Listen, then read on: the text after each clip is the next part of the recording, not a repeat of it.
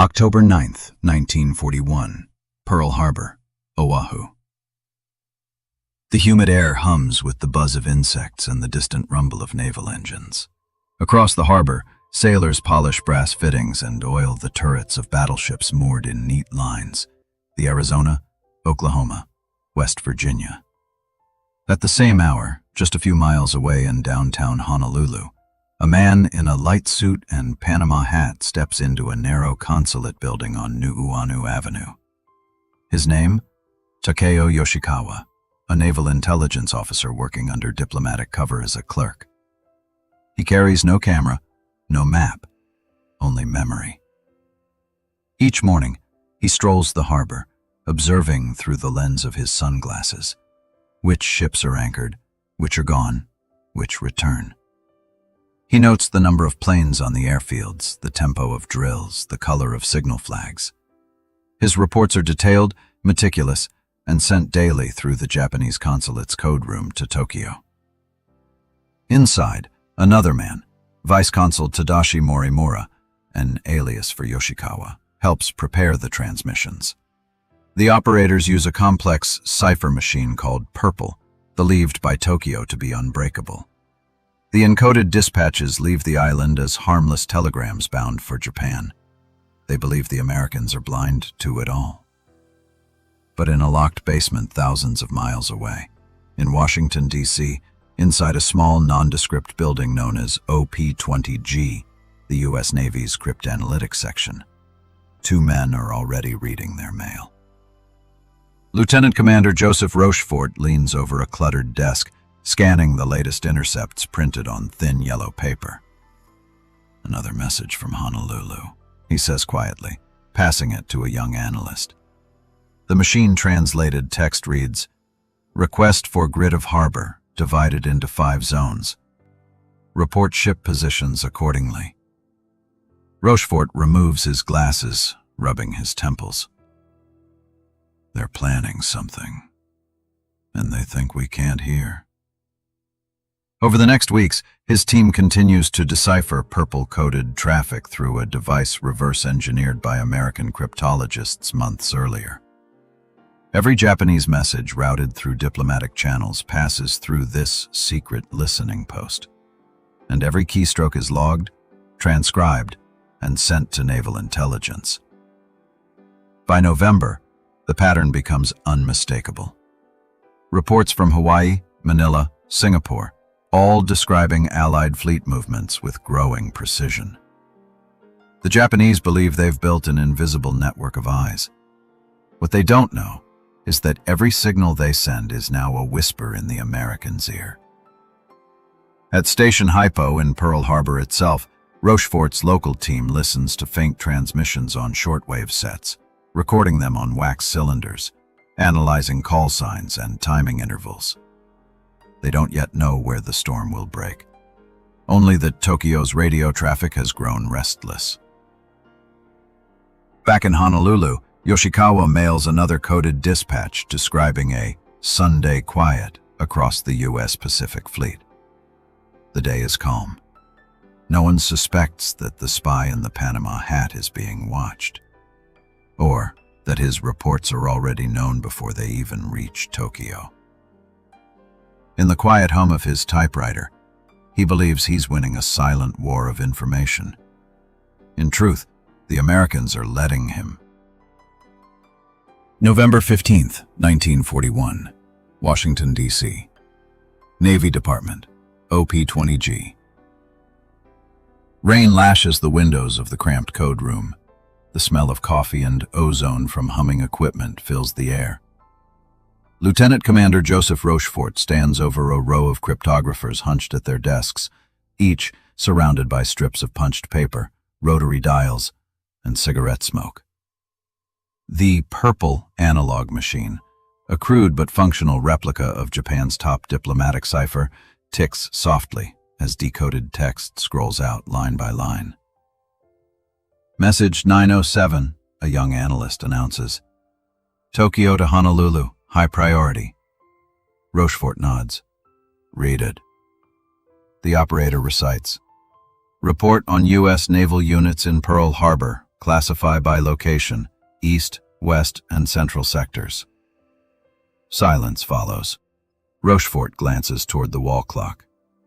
The Japanese Empire, still formally at peace, is dividing the harbor into bombing grids.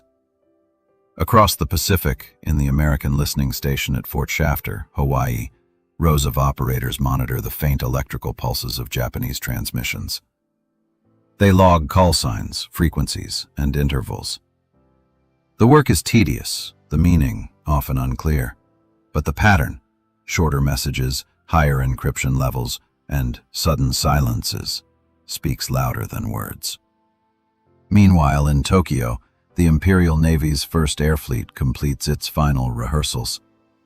But even Admiral Yamamoto, orchestrating the plan for the Pearl Harbor strike, has no idea that his empire's most secret communications system has already been compromised. The Japanese believe purple to be mathematically impregnable, a cipher based on 25 switching rotors that change with every transmission. What they don't know is that American cryptanalysts, led by William Friedman and his team at the Army Signal Intelligence Service, had already reconstructed it from intercepted traffic months earlier, without ever having seen the original device. They called the decoding machine MAGIC. Every purple message passes through it like a reel of film in reverse, exposing words never meant to be seen. Each morning, a courier delivers magic decrypts to a locked room in the Navy Department, where officers from naval intelligence, the Army, and the White House read them in silence. Then, the papers are burned. By late November, the intercepts grow frantic. Tokyo instructs all diplomatic posts to destroy codebooks and sensitive files, in preparation for emergency measures. One message orders that relations with the United States will end abruptly if negotiations fail by December 1st. The Americans don't yet know the emergency means war. But they know something vast is moving. In Honolulu, Takeo Yoshikawa walks the edge of Ford Island again, observing as usual, counting destroyers, noting aircraft readiness, studying ship moorings. He writes his report that evening, confident it will reach Tokyo unmolested. But in a hidden cable room under the U.S. Navy Yard, that same report flickers across a receiving screen. An officer smiles faintly. "Our friend's out for another stroll," he says. Every keystroke Yoshikawa sends home now runs straight through American hands. They could arrest him. They could close the consulate. But higher command chooses not to. It's better to watch, to let the game play out. The Americans have learned something deeper than what Tokyo believes, that controlling the flow of information can be more powerful than intercepting it. They are feeding the illusion that Japan's eyes remain unseen, while quietly tightening the noose around the channels those eyes depend on. In Washington, Rochefort gathers his staff. "They're certain we're deaf," he says. "Let's keep it that way." He knows that every message they read without revealing the truth is another advantage banked for the future, a future that's approaching faster than anyone expects. December 2nd, 1941, Honolulu. The island sleeps under a thin veil of tropical rain. In the quiet back office of the Japanese consulate, Takeo Yoshikawa adjusts his tie and unlocks the cipher room door. The faint smell of machine oil and carbon paper hangs in the air. Two operators sit beside a humming purple machine, its gears and lamps flickering with each coded pulse. Yoshikawa places his handwritten report on the desk, a full assessment of American ship locations, including which vessels are moored singly and which are berthed in pairs. He does not know that only hours earlier that same message, still encrypted, had already been copied by American intercept stations. Inside Station Hypo, beneath a converted naval building at Pearl Harbor, Commander Joseph Rochefort's men monitor shortwave bursts through headphones, translating them into Morse patterns on long ticker tapes. Chief Radioman Tommy Dyer jots down the sequence, whispering, eyes narrowing. Same origin. Tokyo link, he mutters. Traffic doubled since midnight. Rochefort, wearing a rumpled khaki shirt and a perpetual frown, leans over the receiver. Mark it. Forward to Washington. And keep listening. Across the Pacific, Admiral Isoroku Yamamoto's message reaches the strike fleet already moving through the North Pacific under radio silence. The operation is irreversible. The Kido Butai, 6 carriers, 350 planes, has vanished into the northern fog. Even they believe their spy in Honolulu is guiding them unseen. But in Washington, the reality is inverted. At Army Signal Intelligence Headquarters, the magic decryption room hums as analysts feed the purple intercepts through their mechanical twin. Lines of decoded Japanese text print onto thin paper marked Top Secret, Ultra Sensitive. The newest dispatch stands out. Divide Pearl Harbor into grids A through E. Report vessel types and berthing locations. Colonel Rufus Bratton reads the translation twice, frowning. They're mapping for an attack, he says. But the U.S. intelligence web is tangled. Army, Navy, and diplomatic channels overlap, guarded by layers of secrecy. Reports move slowly. Analysts warn, but not all believe. Japan might strike somewhere, one officer remarks, but not here. Not across 4,000 miles of ocean. Still others sense the shift. The Japanese embassy in Washington has begun burning papers in its furnace at midnight. Telegraph operators note hurried transmissions. At Pearl Harbor, radio silence feels too quiet. Rochefort's men hear nothing from Tokyo that night, and that absence itself is alarming. December 6, 1941. President Franklin D. Roosevelt receives a long decrypted message from Tokyo, part of a 14-part series sent through the broken purple code. It ends with a chilling line. Relations between Japan and the United States are to be severed. The final section arrives too late to stop what's already in motion. But the cryptologists, the listeners, the men behind the static, they've already learned the truth that will define the coming years of war. Information, once captured, is a weapon sharper than any blade or bullet. In Honolulu, Yoshikawa closes the consulate window and looks toward the harbor, unaware that every coded message he has ever sent now sits, decrypted and cataloged, in an American file stamped Magic Confidential. He smiles faintly, believing his mission is a success. He has no idea that the Americans have been listening all along, and that soon his infiltration will become the bait in a counterintelligence trap designed to expose Japan's entire network.